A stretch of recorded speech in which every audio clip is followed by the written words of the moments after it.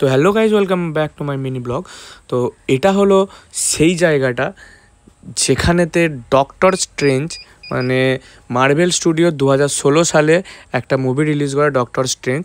তো তার একটা সিন এখানে শ্যুট করা হয়েছিল, যেখানেতে ডক্টর স্ট্রেঞ্জ নামের ক্যারেক্টারটি কামারতাজ বলে একটা জায়গায় যায় তার হাতটা ঠিক করার জন্য, মানে জাদুর একটা জ্ঞান নেওয়ার জন্য। তো যারা মার্ভেল স্টুডিওর মুভি দেখো তো তারা একমাত্র জানবে জিনিসটা কি বলতে চাইছি আমি।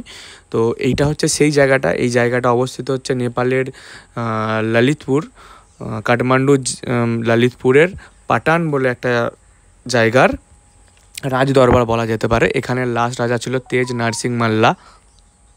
তো এইটা হচ্ছে সেই প্লেসটা যেখানেতে ডক্টর স্ট্রেঞ্জের মুভিটা শ্যুট করা হয়, একটা সিন যখন সে কামারতাজে আসে।